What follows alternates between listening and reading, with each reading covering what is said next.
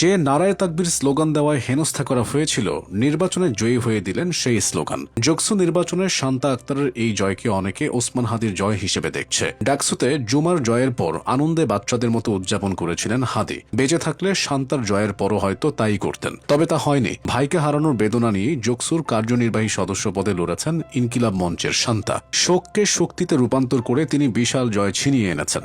বিজয়ী হওয়ার পর হত্যাকাণ্ডের শিকার ইনকিলাব মঞ্চের মুখপাত্র ও বড় ভাই ওসমান হাদির কথা স্মরণ করে অনেকটাই আবেগাপ্লুত হয়ে পড়েন শান্তা। তাৎক্ষণিক প্রতিক্রিয়ায় তিনি জানান, এই জয় কেবল তার ব্যক্তিগত নয়, বরং শহীদ ওসমান বিন হাদির বিশ্বাস ও শেষ ইচ্ছার প্রতিফলন। শান্তা বলেন, নির্বাচনের আগে হাদি ভাই আমাকে ফোন করে বলেছিলেন শান্তা জিতে আইতে হবে। হাদি ভাইয়ের সেদিনের কথাই ছিল আমার লড়াইয়ের মূল অনুপ্রেরণা। এখন আমি কেবল হাদির কবরের পাশে দাঁড়িয়ে বলতে চাই, ভাই আমি জিতে এসেছি। দীর্ঘ অপেক্ষার পর জগন্নাথ বিশ্ববিদ্যালয় কেন্দ্রীয় ছাত্র সংসদ তথা জোকসু নির্বাচন সম্পন্ন হয়েছে, যেখানে ভিপি, জিএস ও এজিএস সহ ছাত্র সংসদের 21টি পদের মধ্যে 16টিতেই জয় পেয়েছেন শিবির প্যানেলের প্রার্থীরা। কার্যনির্বাহী পদেও ছিল তাদের প্রার্থীদের দাপট। ইনকিলাব মঞ্চের শান্তা এই শিবির প্যানেল থেকেই প্রার্থী হয়েছিলেন। তিনি জগন্নাথ বিশ্ববিদ্যালয়ের শিক্ষা ও গবেষণা অনুষদের 17 ব্যাচের শিক্ষার্থী। জোকসুর ফলাফলে দেখা যায় তিনি 3554 ভোট পেয়ে সদস্য পদে বিজয়ী হয়েছেন। এখানে এত ভোট পাওয়া চারটিখানি কথা নয়, ফলাফলই বলে দিচ্ছে সর্বস্তরের শিক্ষার্থীরা শান্তাকে ভোট দিয়ে বিজয়ী করেছে।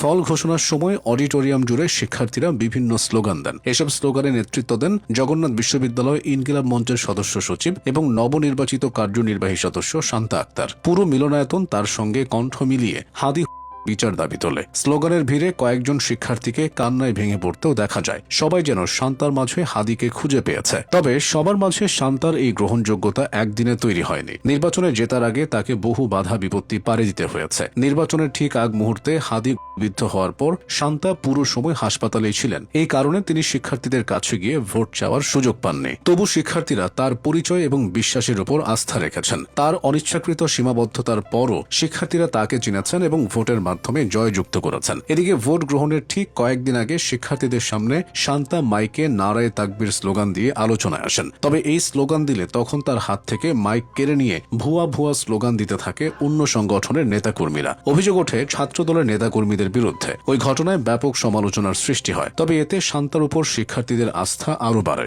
শেষ পর্যন্ত ভোটের মাঠেই সেটা প্রমাণিত হল। জয়ের পর শান্তা সাধারণ শিক্ষার্থীদের প্রতি কৃতজ্ঞতা প্রকাশ করে বলেন, নির্বাচনী চাপের মাঝেও শিক্ষার্থীদের দেওয়া সাহস ও ভালোবাসাই আমাকে এ পর্যন্ত এগিয়ে এনেছে। আমি এখন আরও দৃঢ়ভাবে তাদের অধিকার রক্ষা এবং কল্যাণে কাজ করার অঙ্গীকার করছি। শান্তা আরও বলেন, এই জয় আমাকে আরও দায়িত্বশীল করেছে। আমি নির্বাচিত হওয়ার পর জগন্নাথ বিশ্ববিদ্যালয়ের শিক্ষার্থীদের অধিকার রক্ষা, নিরাপত্তা ও কল্যাণে কাজ করব। ইনকিলাব মঞ্চের সদস্য ও ডাকসু নেত্রী ফাতেমা তাসনিম জুমাকে অনেকেই চেনেন। তবে জোকসু নির্বাচনের আগে শান্তার সেরকম পরিচিতি ছিল না। অথচ নেতৃত্ব গুণে শান্তা কোনো অংশে জুমার থেকে কম নন। বক্তৃতা হোক বা অগ্নিঝরা স্লোগান, শান্তা সবকিছুতেই বেশ পটু। জাবের জুমাদের মতোই হাদির ভীষণ স্নেহের ছিলেন শান্তা। তাই বড় ভাই ও নেতার চিরবিদায়ে শান্তাও ভেঙে পড়েছিলেন। তবে দায়িত্ব থেকে পিছপা হননি একটুও। জোকসুর কার্যনির্বাহী সদস্য হয়ে তার সে দায়িত্ব আরও বেড়ে গেছে।